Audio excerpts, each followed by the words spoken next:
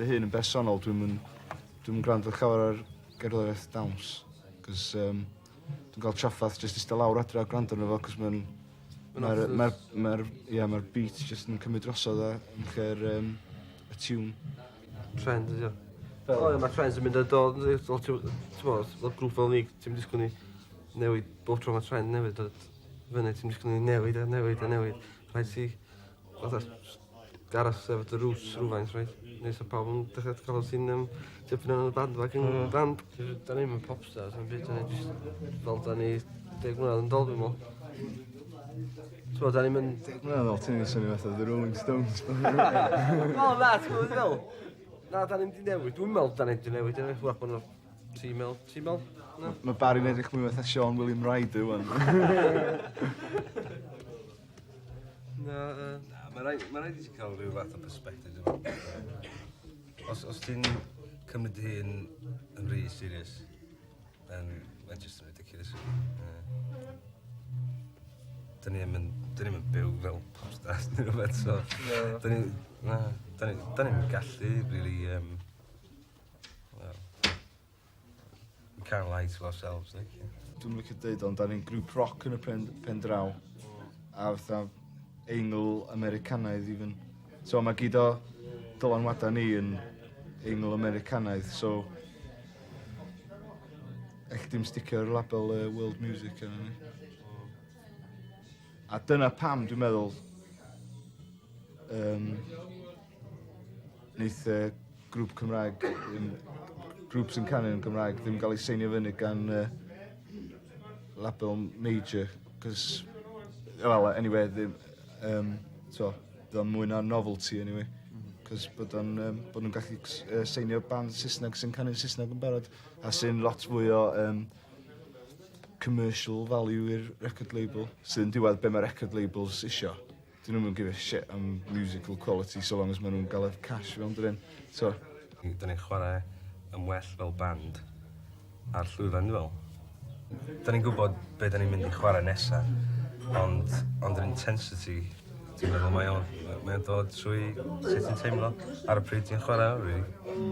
Yn lle just mynd, gung-ho, chords, fast. Mae'n just fatha, da ni'n gwybod pryd i dal yn ôl a da ni'n gwybod pryd i, go for it. Fatha dyna o'n i'n meddwl, efo, pan oedd ni'n chwarae efo The Lamb, o'n i'n meddwl,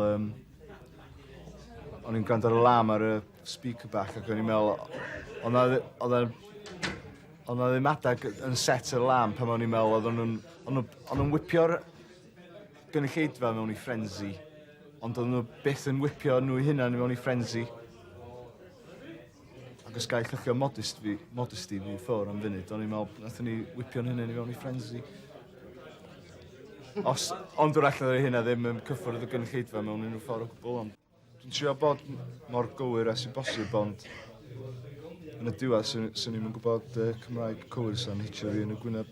So, dwi jyst yn... Ys di'n swnio'n iawn i fi, ys di'n swnio fel... Ys di'n swnio'n iawn i fi, mae'n oce. Ond mae'na rei grwpiau fel The Sugar Cubes, lle mae'r llais mond fatha offeryn arall mewn ffordd, cos mae'r geiriau mor nonsensical. Ond swn i'n dweud, swn i'n feddwl yn efo ni, mae'r geiriau yn disgyn fewn i'r categori o fod yn hanner bwysig.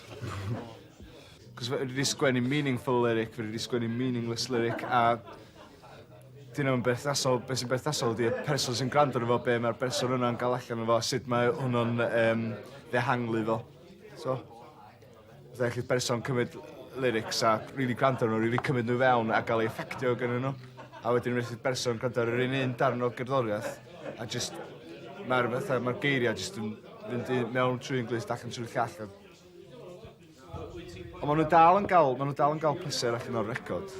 Mae pawb yn cael syniadau gwahanol, dydy. Ac i fi ddeud, mae'r gan yma am hyn, a setio fo lawr, mae hyn a llall. Mae pawb sydd wedi bod yn meddwl, ni'n meddwl amdano. Rhywbeth arall, mae'n jyst mynd i dyferthu fo iddyn nhw, so mae'n well i bobl ddihongli fel maen nhw isio. Ac efo rei pethau, dwi'n trio cyfro nhw fyny trwy pidio canu nhw'n rhy eglur, achos fod ma nhw'n mor bersonol, so jyst fatha agor dyddiadur fi i bobl. So, dwi'n eisiau deud o gwrandewch arno fi, na fi sy'n gwybod hyn. Dwi'n siŵr bod yn mor modest as y bosib. Wel, mae'r rhan fwy o bobl yn dach beth dwi'n siarad am anyway, so dwi'n mwyn dach beth dwi'n canu, so... O, maen nhw'n dach beth... Ti'n gwybod? Os ti'n cyfyd beth fel yna, os ti'n canu fel hyn... O'n i'n meddwl bod fi yn. Mae lot o bobl yn dweud i ni, da ni wedi newid lot ers dyddiau, da ni'n gwneud clash covers a pob peth, ond dwi'n meddwl mae yna un peth sydd ddim wedi newid, really. Mentality oedd gen ni ar y pryd yna. Mae dal efo ni, really. Yr hen indie mentality, os eisiau. Da ni eisiau gwneud rhywbeth, ond da ni eisiau gwneud o ar ein ffordd ni, really.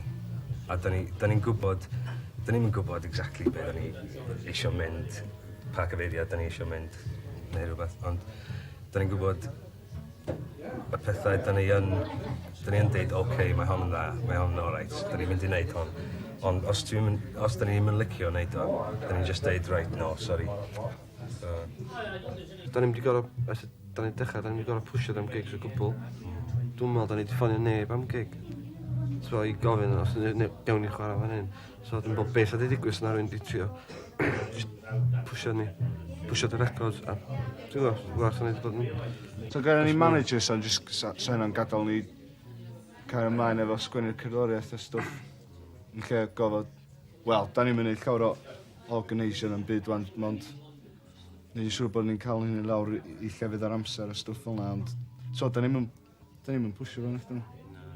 Cos diolch yn rhan o'n neud, so. Gynna ni gyd cymeriadau gwahanol, ond sa'r rhan o'n ni yn business orientated. Ond da ni'n mynd wneud unrhyw fath o bres, really, allan ohono fo. So, mae'n rhaid i ni gweithio efo jobs eraill. So, dwi'n gweld beth ti'n dweud. Da ni'n rhoi y jobs yna i fyny. Ond mae'n rhaid i cael rhyw ffordd o fyw. So ni'n concentrate arno fo, fatha, rwy'n gwaith yn byd arall i ymharu arno fo. Dwi'n meddwl, so mynd yn well. Mae'n barod. Cos fatha lot o... Dyn sy'n dod adre o gwaith, whatever. Dwi'n meddwl, mae lot o syniadau fatha caneuon a pethau yn dod yn y nos. Os ti'n cael syniad tua 1:00 y bore, ti'n meddwl, gyda di, whatever. So, ti'n meddwl, gwaith fori. So ti'n meddwl, back to sleep, so. So mae'n ymharu ar... Mae'n ymharu ar bob aspect o bod nhw'n grŵp gofod gweithio. So, rach sa'r gerddoriaeth yn fwy uplifting, cos sa'n ni'n gofod meddwl am gwaith. So, mwy celebratory, look at all the money we're making. So,